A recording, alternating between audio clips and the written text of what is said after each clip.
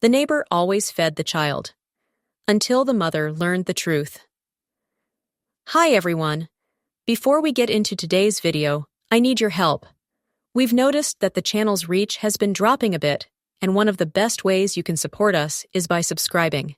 It's quick, free, and helps us keep bringing you new and interesting stories. Your support means the world to us, and together, we can grow this channel. Thank you so much. Now let's get to today's story. I'm writing from a temporary account for obvious reasons, and I've changed some details to protect my anonymity. I should have known something was wrong when Emma started coming home with chocolate on her fingers. It was subtle at first, just a faint sweetness on her breath when she kissed me goodnight, or the way she'd push around the mac and cheese I'd heated up for dinner, claiming she wasn't hungry. I was working 2 jobs then, pulling doubles at the diner and cleaning offices until past midnight most nights.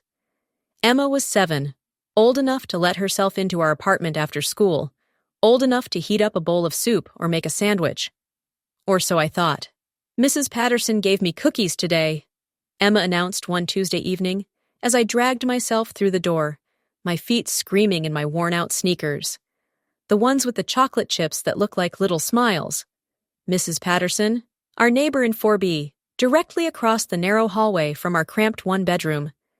I'd seen her a handful of times, a woman in her 60s with silver hair, always pulled back in a neat bun, wearing cardigans even in summer. She'd nod politely when we passed in the hallway, sometimes smile at Emma, but we'd never exchanged more than pleasantries. "That was nice of her, honey," I murmured, dropping my purse on the kitchen counter and immediately reaching for the stack of bills that seemed to multiply daily. Electric, rent, Emma's school lunch account. The numbers blurred together as exhaustion settled over me like a heavy blanket. "She asked me to come in and eat them with her," Emma continued, settling cross-legged on our small couch. "We had milk, too. Cold milk in a real glass, not the plastic cups we have." Something twinged in my chest, a mix of gratitude and embarrassment. I looked around our tiny apartment with fresh eyes, seeing it perhaps as Mrs. Patterson might. The mismatched furniture from the thrift store, the plastic dinnerware I'd bought because glass seemed too risky with a young child and a mother too tired to be careful. The crack in the window I'd covered with clear tape, the refrigerator that hummed too loudly and sometimes gave up cooling altogether. "Did you thank her?" I asked. Emma nodded solemnly. "She said I could come back tomorrow if I wanted. She's making banana bread." I should have said no, should have explained that we couldn't impose on Mrs. Patterson's kindness, that Emma needed to come straight home after school. Instead, I found myself nodding, already calculating how much easier my evening would be if Emma was safely occupied while I paid bills and tried to figure out how to stretch our groceries until payday. "Just this once," I said, "and you better behave yourself." That was 3 months ago. Now, as October settled over our small Minnesota town, with its harsh promise of winter, Emma spent more afternoons at Mrs. Patterson's than she did in our own apartment. I told myself it was temporary, just until I could get my feet under me, just until I could afford to cut back on the cleaning job and be home when Emma got off the school bus, just until I could be the mother Emma deserved, instead of this exhausted ghost who heated up frozen dinners and fell asleep in her work uniform. The arrangement seemed perfect. Emma had her homework done by the time I dragged myself up the stairs each evening. She was clean, fed, and happier than I'd seen her since the divorce 6 months earlier. Mrs. Patterson never asked for anything in return, never made me feel like a charity case when she'd appear at our door with a plate of leftovers. "Emma helped me make too much casserole again," she'd say with a gentle smile, her eyes kind behind wire-rimmed glasses. "Would you mind helping us finish it? I hate to see food go to waste." I should have wondered why a woman living alone constantly made too much food, should have questioned why someone who barely knew us had taken such interest in Emma's well-being.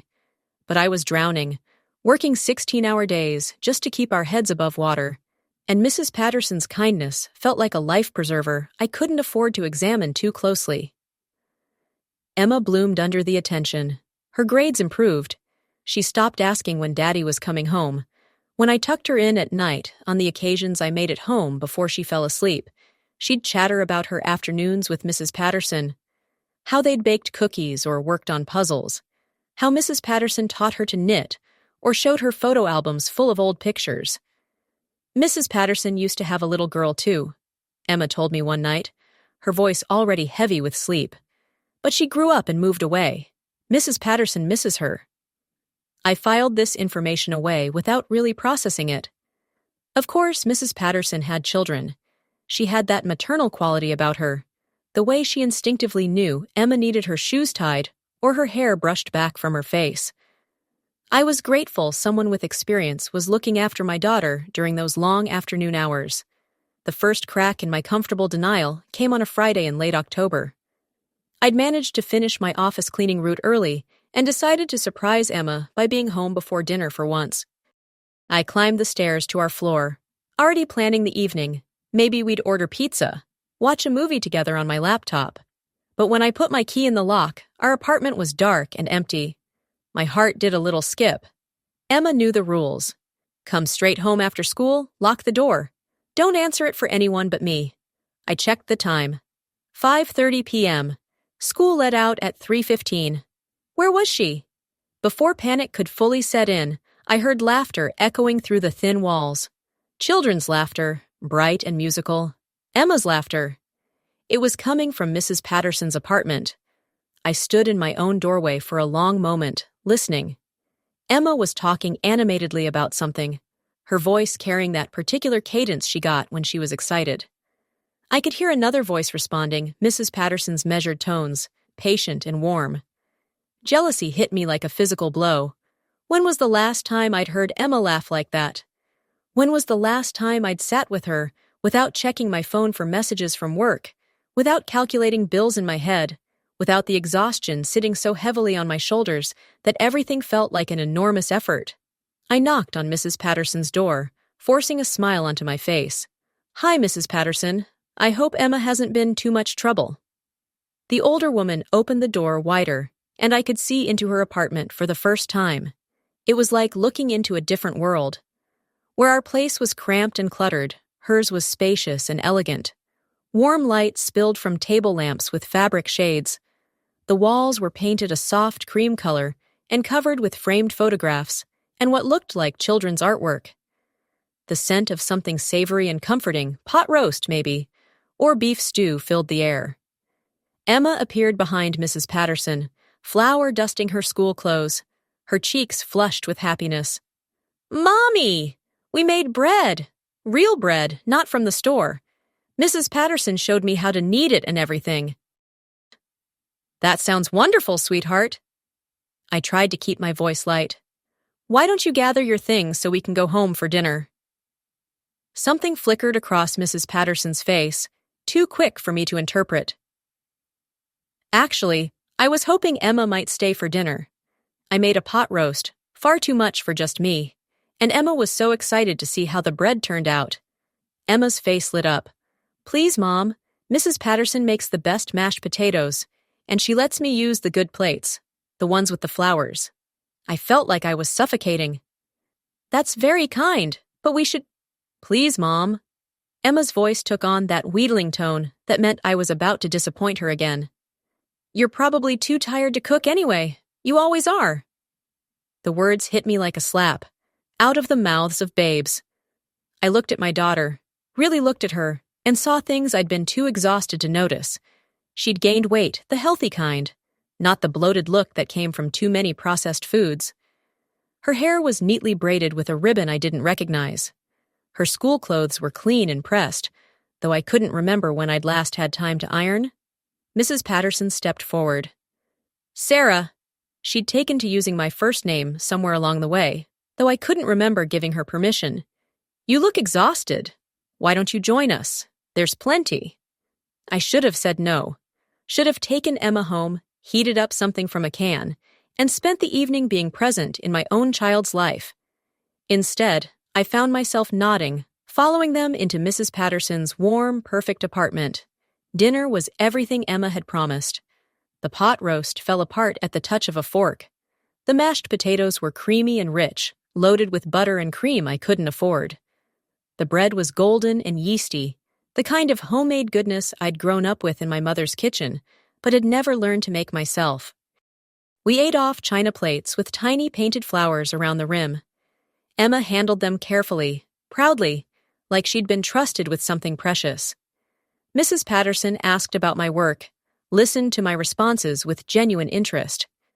She told us about her late husband, a teacher who'd passed 5 years earlier, about the daughter who lived in California now, too busy with her own family to visit more than once a year. "It gets quiet," Mrs. Patterson admitted, cutting another slice of bread for Emma. "A house this size, with just me rattling around in it." I looked around again, taking in details I'd missed in my initial survey. The apartment had the same layout as ours, but everything was different. Where we had a tiny living space crammed with Emma's toys and my work clothes and the general chaos of survival, Mrs. Patterson's home looked like something from a magazine, not sterile or impersonal, but carefully maintained. Loved. Emma was telling Mrs. Patterson about a project at school, something about the solar system. I tried to listen, tried to engage, but exhaustion was pulling at me like a tide. Mrs. Patterson seemed to understand Emma's enthusiasm in a way I struggled with lately. She asked follow-up questions, made suggestions for Emma's presentation. She knew which planet was Emma's favorite, Saturn because of the rings, and why Emma thought Pluto should still count, because it was little and deserved to belong somewhere. When had I stopped knowing these things about my own daughter? "Mom?" Emma's voice snapped me back to the present. Mrs. Patterson asked if I can help her clean out her storage closet tomorrow. She said there might be some old toys and books up there. I blinked. "Tomorrow's Saturday, Em. I thought we might—" I stopped. What had I thought? That we'd spend the day together? Doing what? I had laundry to catch up on, groceries to buy with what little money I had left until payday. The glamorous life of single motherhood. I don't want to impose," I said weakly. Mrs. Patterson waved a dismissive hand. "Nonsense. Emma's wonderful company, and honestly, I could use the help. Some of those boxes are too heavy for me to manage alone." Emma bounced in her chair. "Please, Mom, Mrs. Patterson said she might let me keep some of the books, if they're not too grown up." I found myself nodding again, taking the path of least resistance. One more day when Emma would be entertained and fed while I tried to hold our life together with duct tape and determination. That night, after Emma had finally been coaxed back to our own apartment, I lay in bed staring at the ceiling. Something was bothering me, a nagging sensation I couldn't quite name. Mrs. Patterson had been nothing but kind. She'd welcomed us into her home, shared her food, shown genuine interest in Emma's life. So why did I feel so unsettled? Maybe it was the way Emma had handled those china plates with such practiced care, like she'd eaten off them many times before. Maybe it was how comfortable she seemed in Mrs. Patterson's space, curled up in the corner of the couch, like she belonged there.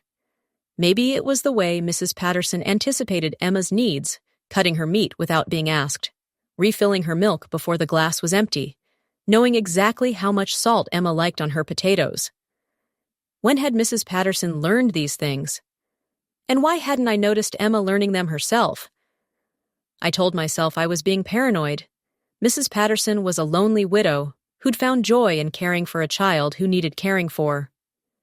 Emma was a 7-year-old who discovered someone with time and energy to give her attention. It was a mutually beneficial arrangement that made my impossible situation slightly more manageable. But sleep was a long time coming. Saturday stretched into Sunday, then into another week of the same routine. Emma would come home from school long enough to drop off her backpack and give me a quick hug, then disappear across the hall until I dragged myself home each night. Mrs. Patterson always had dinner ready, always insisted I was welcome to join them, always sent me home with leftovers that made my own cooking look like amateur hour. I should have been grateful. Instead, I found myself growing increasingly resentful of Mrs. Patterson's endless patience when I snapped at Emma for leaving her socks on the living room floor. resentful of Emma's easy affection for someone who wasn't working herself to death just to keep the lights on, resentful of a situation that made me feel like a guest in my own daughter's life. The breaking point came on a Wednesday evening in November. I'd had a particularly brutal day. A customer at the diner had complained about everything from the coffee temperature to the way I'd folded his napkin, resulting in a lecture from my manager about attitude. Then the office building where I cleaned had a burst pipe, leaving me to mop dirty water for 3 hours past my usual schedule. By the time I climbed the stairs to our floor, I was done. Completely and utterly done. Mrs. Patterson's door opened before I'd even reached for my keys. "Sarah, perfect timing. I was just about to send Emma home. We made spaghetti and meatballs, and there's plenty if you'd like to." "No." The word came out sharper than I'd intended. Both Mrs. Patterson and Emma, who had appeared behind her, looked startled. "No, thank you. Emma, get your things. We're eating at home tonight." Emma's face fell. "But Mom, we made the meatballs from scratch, and Mrs. Patterson was going to show me how to make the sauce with real tomatoes." "Emma, now!" My daughter's eyes filled with tears, but she disappeared back into Mrs. Patterson's apartment without another word. Mrs. Patterson stood in her doorway, studying me with those kind eyes that somehow made me feel even worse about my outburst. "Sarah, are you all right? You look—" "I'm fine." I fumbled with my keys, my hands shaking from exhaustion and something else I didn't want to name. "We're fine. Emma just needs to spend more time at home." Mrs. Patterson nodded slowly. "Of course, I understand." But her tone suggested she understood more than I was saying, and that somehow made everything worse.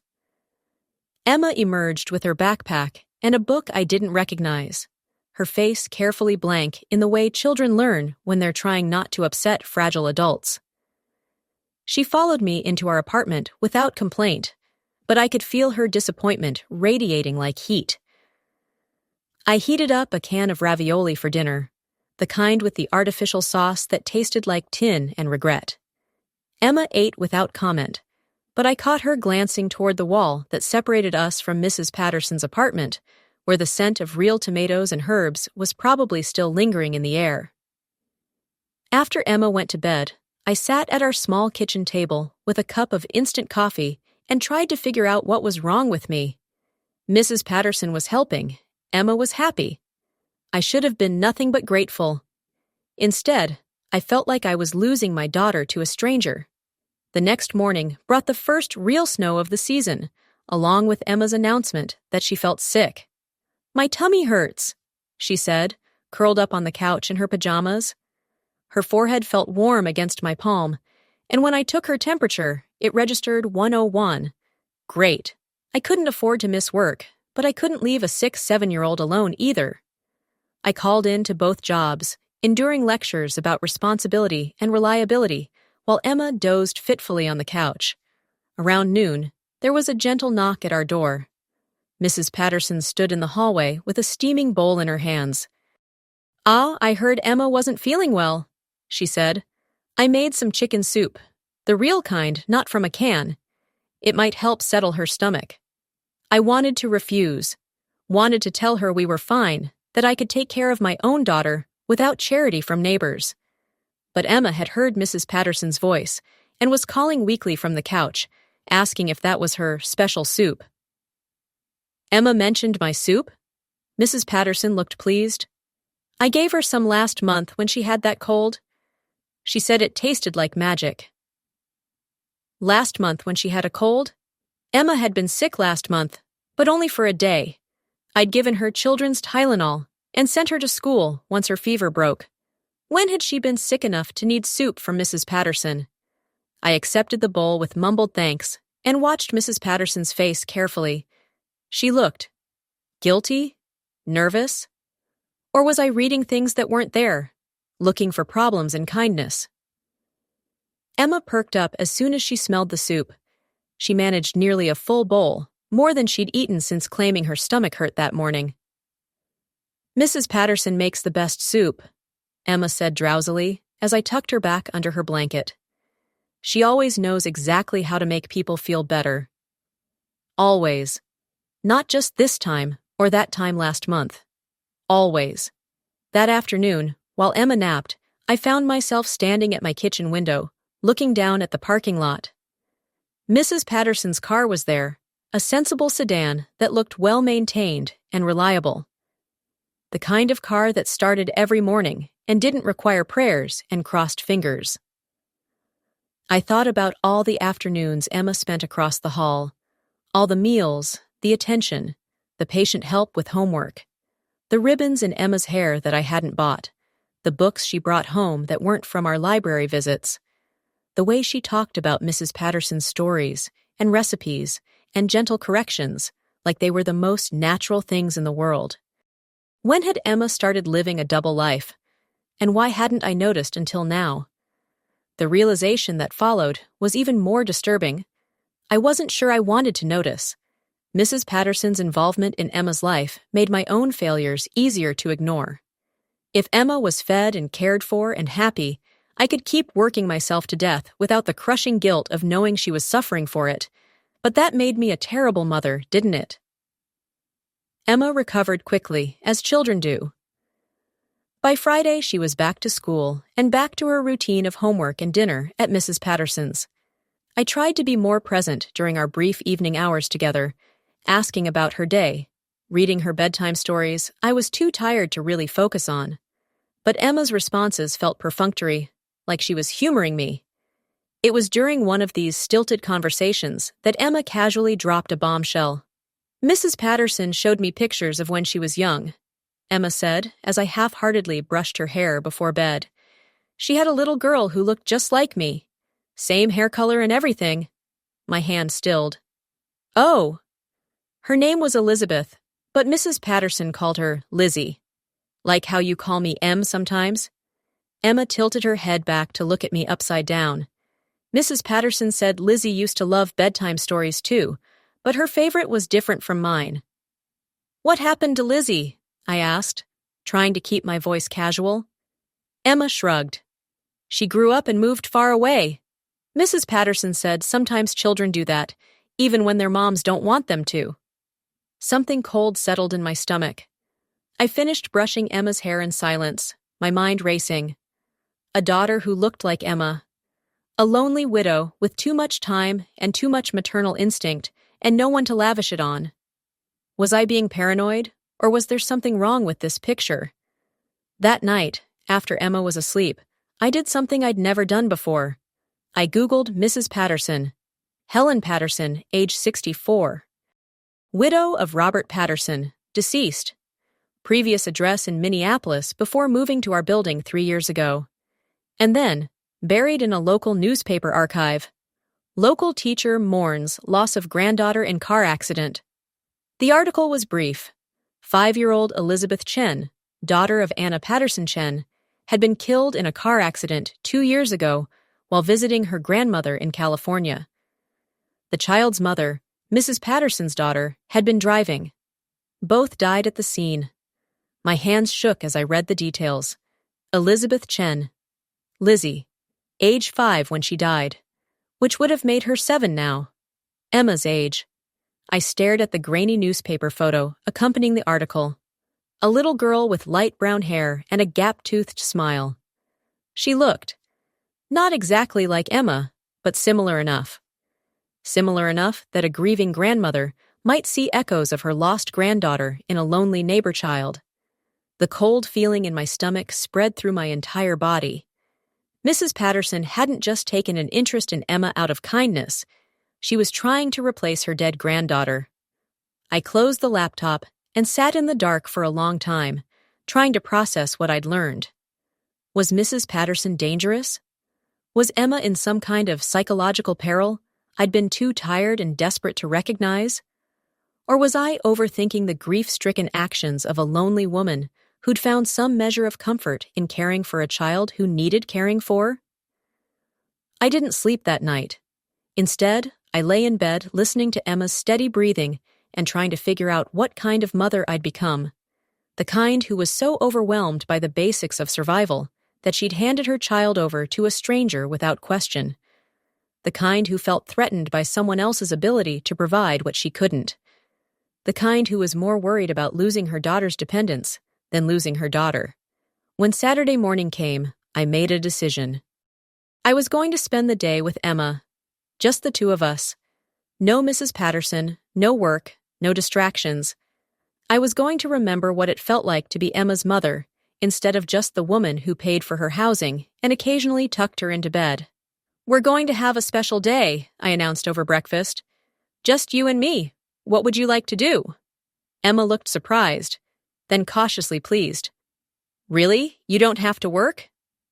The question was like a knife to the heart. When had I become someone whose availability for my own child was noteworthy? "Really, no work today. So what do you say? Movies? Park? We could go to that new ice cream place downtown." For a moment, Emma looked like the carefree 7-year-old she should have been all along. Then her expression grew thoughtful. "Can Mrs. Patterson come too? She's been wanting to try that ice cream place, and she gets lonely on weekends." Of course. Of course, Emma's first instinct was to include the woman who'd been more present in her life than her own mother. "Today is just for us," I said, trying to keep my voice light. "Mrs. Patterson will understand?" Emma's face fell slightly, but she nodded. "Okay, just us." We went to the ice cream place first. Emma ordered something with 3 different flavors and sprinkles and whipped cream, the kind of over-the-top sundae I usually said no to because of the cost. I watched her eyes light up as she tackled the enormous dessert and realized I couldn't remember the last time I'd said yes to something purely for Emma's joy. "This is really good," Emma said, offering me a spoonful. "Mrs. Patterson would love the chocolate one. She always says chocolate makes everything better." There it was again. Mrs. Patterson inserted into every conversation, every experience. I bit back my irritation and focused on Emma's chocolate-smeared smile. After ice cream, we walked through the small downtown area, looking in shop windows and talking about nothing important. Emma told me about her friend Jessica's new puppy and a book she was reading at school, and how Mrs. Patterson was teaching her to make friendship bracelets, always back to Mrs. Patterson. By the time we returned home that evening, I was exhausted in a different way than usual. Not the bone-deep tiredness that came from physical labor, but the emotional exhaustion of trying to rebuild a relationship I'd let atrophy without realizing it. Emma seemed to enjoy our day together, but there was something perfunctory about her responses to my questions, something polite but distant, like she was humoring me, like I'd become a stranger in my own daughter's life. That realization led to another sleepless night and a decision I'd been avoiding for weeks. Sunday morning, I knocked on Mrs. Patterson's door. She answered in her usual cardigan, her silver hair perfectly styled despite the early hour. Her smile was warm and welcoming, but I thought I detected wariness in her eyes. "Sarah, how lovely to see you. Emma isn't with you?" "She's still sleeping. I was hoping we could talk. Just the two of us." Mrs. Patterson stepped aside to let me in, and I found myself in her perfect living room again. In daylight, I could see even more details that spoke of a life carefully maintained in memory of people no longer there. The photos on the mantel weren't just of Mrs. Patterson and her late husband. There were pictures of a younger woman, her daughter, and a little girl who had to be Elizabeth. "Lizzie." Mrs. Patterson followed my gaze. "That's my family," she said simply. "Anna and Elizabeth. They died 2 years ago in California." "I know," I said softly. I looked it up. If Mrs. Patterson was surprised or offended by my research, she didn't show it. She simply nodded and gestured for me to sit down. "I thought you might, eventually. You're a good mother, Sarah, despite what you might think of yourself. Good mothers ask questions when something doesn't feel right." I settled onto her couch, the same one where Emma curled up so comfortably during their afternoon visits. "Does Emma know about Elizabeth?" "Not the details. She knows I had a granddaughter who died, but not how or when. I've tried to be careful about that." "Careful about what, exactly?" I kept my voice gentle, but firm. "Mrs. Patterson, I need to understand what's happening here. Emma spends more time in your apartment than in ours. She talks about you constantly. She started to seem more like your daughter than mine." Mrs. Patterson was quiet for a long moment, staring at the photos on her mantel. When she spoke, her voice was thick with emotion. "When Anna and Elizabeth died, I wanted to die too. For months, I couldn't see the point of continuing. My husband was gone. My daughter was gone. My granddaughter was gone. I had nothing left to live for." She turned to look at me, and I saw tears in her eyes. Then Emma started showing up at my door. This beautiful little girl who was so hungry for attention, for care, for someone to simply notice she existed. At first, I told myself I was just being neighborly. One cookie, one glass of milk. But Emma kept coming back, and every time she did, I felt a little less like dying. My throat tightened. "Mrs. Patterson, I know what you're thinking," she interrupted, "that I'm trying to replace Elizabeth with Emma. And maybe, at first, that's exactly what I was doing. But Emma isn't Elizabeth. She's herself, completely and wonderfully herself. She's not a replacement for what I lost. She's a reason to keep living." I didn't know what to say. Part of me was angry that Mrs. Patterson had inserted herself so completely into Emma's life without my permission, angry that she'd used my daughter to heal her own grief. But another part of me recognized the truth in what she was saying. Emma had been hungry for attention, desperate for someone to care about her homework and her thoughts and whether she was eating enough vegetables. I'd been too overwhelmed to provide those things consistently, and Mrs. Patterson had stepped into the gap. "But Emma is starting to depend on you more than me," I said finally. "She lights up when she talks about your apartment, your cooking, your stories. When I try to spend time with her, it feels like she's humoring me." Mrs. Patterson's expression grew pained. "That wasn't my intention. I never meant to come between you and Emma." "But you have." The words came out more harshly than I'd intended, but they needed to be said. "Maybe not deliberately, but you have. Emma barely seems to need me anymore. And the worst part is, I'm not sure she should need me. You're better at this than I am. You have time and patience and resources I don't have. Maybe Emma is better off with you." "Sarah, no." Mrs. Patterson leaned forward, her voice urgent. "Don't you dare think that.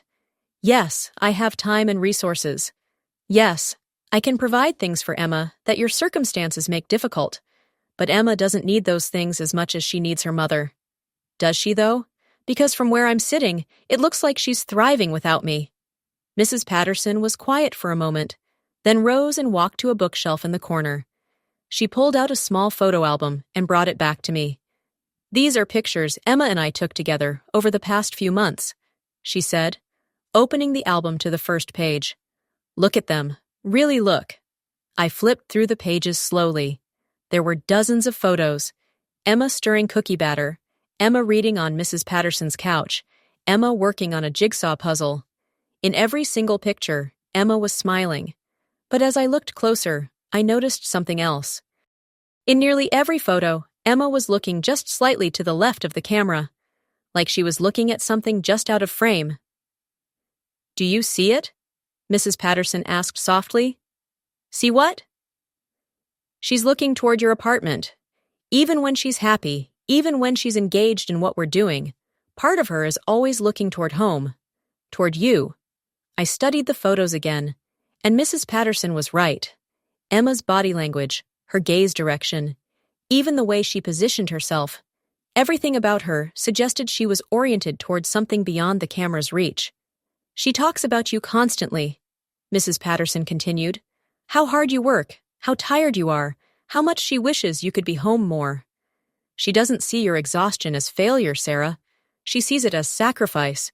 She sees you killing yourself to provide for her, and she loves you for it." My vision blurred with unshed tears.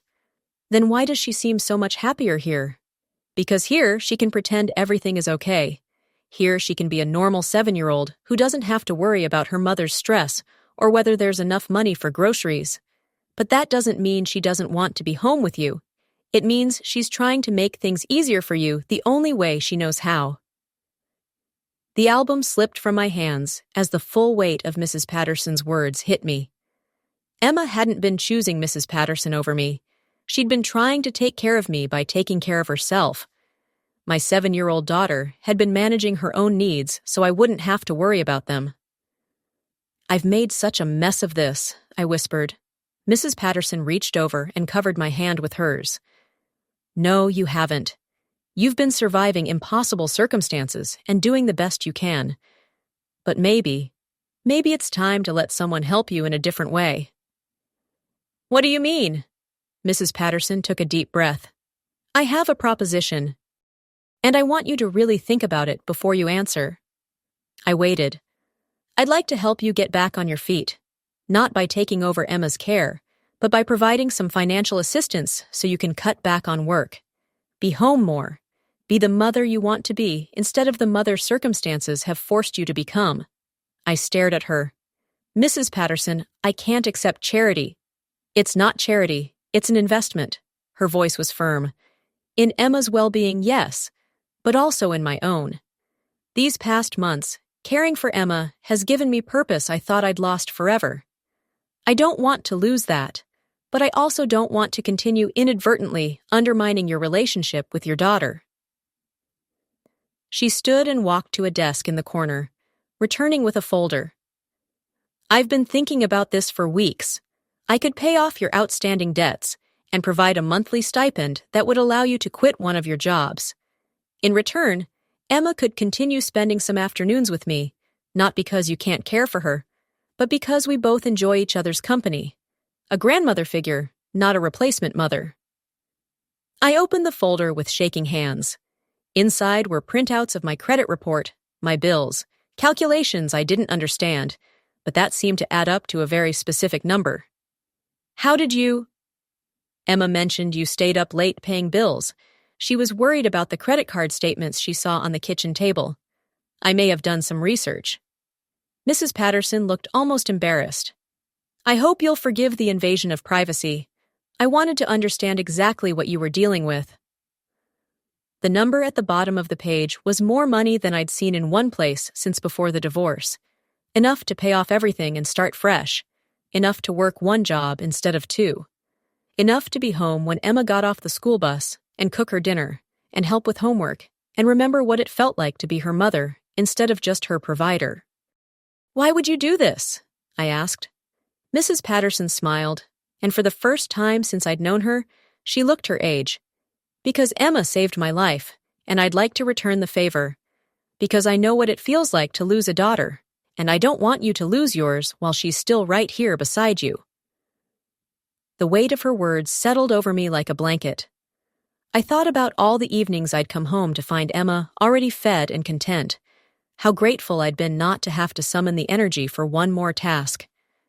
I'd thought I was being practical, making the best of a difficult situation. But really, I'd been slowly abdicating my role as Emma's mother, one afternoon at a time. "What if Emma doesn't want things to change?" I asked quietly. "What if she's happier with the way things are now?" Mrs. Patterson's smile was gentle but knowing. "Why don't we ask her?" Before I could protest, she was walking toward the door that connected to the hallway. I heard her soft knock on my apartment door, followed by Emma's sleepy voice asking who it was. "It's Mrs. Patterson, sweetheart. Your mom is here with me. Could you come over for a few minutes? We'd like to talk to you about something." Emma appeared in the doorway moments later, still in her pajamas, her hair tousled from sleep. She looked between Mrs. Patterson and me with curious eyes, taking in my tear-stained face and the folder in my hands. "Is everything okay?" she asked, that worried tone creeping into her voice that no 7-year-old should have to use. I opened my arms, and Emma came to me without hesitation, curling up on my lap like she hadn't done in months. She felt bigger than I remembered, sturdier, but still small enough to fit perfectly against my chest. "Everything's going to be okay," I said, meaning it for the first time in a long time. "But I need to ask you something important, and I need you to tell me the truth." Emma nodded solemnly. "Have you been happy spending so much time with Mrs. Patterson?" Yes, Emma said immediately, then paused. But what, sweetheart? Emma fidgeted with the edge of my shirt. I miss you, Mommy. I know you have to work a lot, and I know Mrs. Patterson makes things easier. But sometimes I wish you could be home more. I wish we could cook dinner together sometimes, or watch movies, or just talk. My heart cracked wide open. Would you like that? Even if it meant maybe not spending quite as much time at Mrs. Patterson's? Emma looked over at Mrs. Patterson uncertainly. Would that hurt your feelings? Mrs. Patterson knelt down beside us, bringing herself to Emma's eye level. Oh, sweetheart, no. It would make me happy to know you and your mom were spending more time together. That's how families should be. But what about you? Emma's voice was small. Would you be lonely? I might be sometimes, Mrs. Patterson admitted. But I was thinking maybe you could still come visit me some afternoons. Not because your mom can't take care of you, but because we're friends now. Friends visit each other. Emma brightened. Like how Jessica visits her grandma on weekends? Exactly like that. Emma looked back at me. So you'd be home more? Like, really home, not just for a few minutes before bed? Much more, I promised. I might even learn how to make Mrs. Patterson's famous chocolate chip cookies. Emma giggled. She'll have to teach you. They're really hard to make. Hey, I protested, tickling her side. I'm not that hopeless in the kitchen. Remember the pancakes that looked like hockey pucks? Emma reminded me, dissolving into laughter. It was the first time I'd heard her laugh like that with me in months. The sound was like sunshine after a long, cold winter. Over the next hour, the three of us worked out the details of our new arrangement. Mrs. Patterson would help me get financially stable, allowing me to quit the office cleaning job and reduce my hours at the diner. Emma would spend Monday, Wednesday, and Friday afternoons with Mrs. Patterson homework time and a snack, maybe a cooking lesson or a craft project. But Tuesdays and Thursdays, she'd come straight home to me, and weekends would be family time. What about dinner? Emma asked. Mrs. Patterson makes really good dinners. I think I can handle dinner, I said, then looked at Mrs. Patterson. Though maybe you could share some recipes. I'd hate for Emma to go into withdrawal from your pot roast. Mrs. Patterson laughed. I'd be delighted to. In fact, why don't we make it together sometimes? Sunday dinners, perhaps? The three of us? And just like that, we weren't replacing one arrangement with another. We were creating something new, something that honored the bond Emma and Mrs. Patterson had formed while rebuilding the one Emma and I had let fray. It wasn't an instant transformation. The first few weeks were an adjustment for all of us. Emma had to get used to being home in the afternoons again, and I had to remember how to be present for someone other than myself after months of survival mode. There were moments when I felt inadequate compared to Mrs. Patterson's patient expertise, times when Emma clearly missed the seamless routine she'd grown accustomed to. But there were victories, too. The first time Emma chose to stay home with me instead of going to Mrs. Patterson's when she wasn't feeling well. The evening she asked me to read her a story instead of letting her finish the chapter of her book alone. The morning she woke up early just to have breakfast with me before school. Mrs. Patterson was true to her word. The financial assistance came without strings or judgment, presented as matter-of-factly as if she were lending me a cup of sugar. She helped me pay off the credit cards that had been drowning me, covered the security deposit on a larger apartment in the same building, and provided a monthly supplement that made single motherhood feel possible instead of merely survivable. More importantly, she stepped back gracefully from the maternal role she'd been filling, transitioning into something more like the grandmother Emma had never known. She taught Emma to knit and shared stories about her own childhood. She remembered Emma's favorite foods and special occasions, but she also made sure Emma knew that home was across the hall, with me.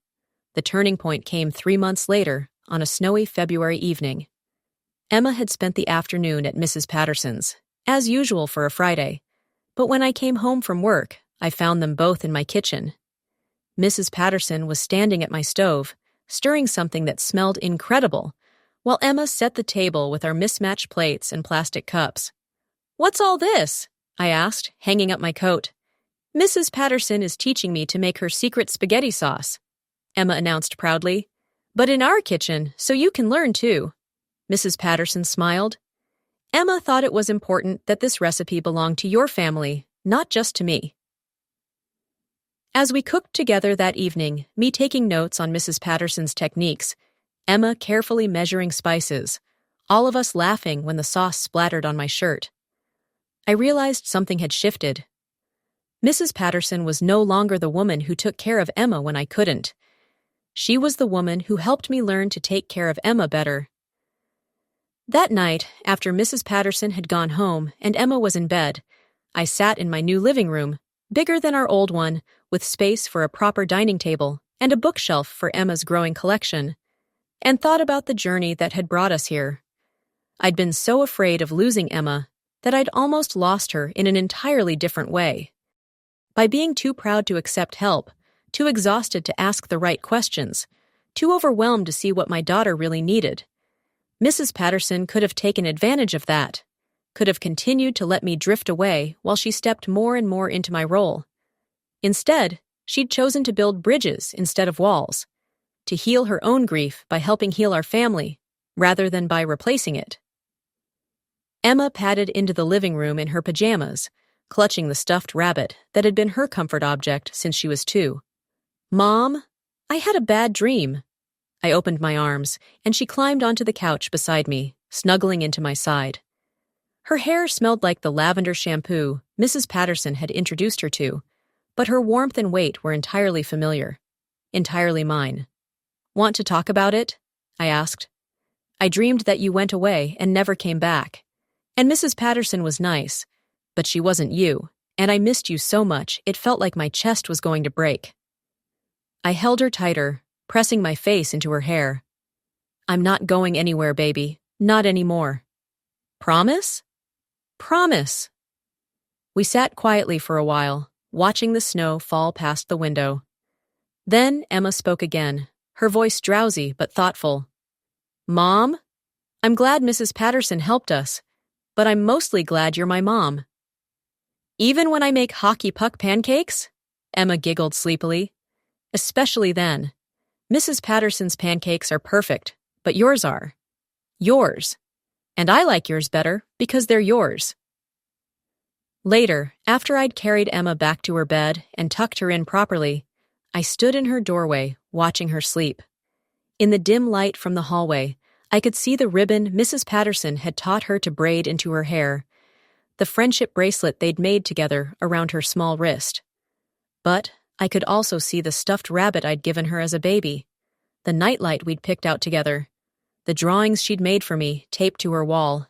Mrs. Patterson had added richness to Emma's life, but she hadn't replaced what was already there. She'd simply helped me remember how to nurture it. The next morning was Saturday, and for the first time in months, I woke up before Emma. I made coffee, real coffee, not instant, and started breakfast. Not just cereal or toast, but actual pancakes. Slightly irregular, probably not as fluffy as Mrs. Patterson's, but made with love and patience and the luxury of time I finally had again.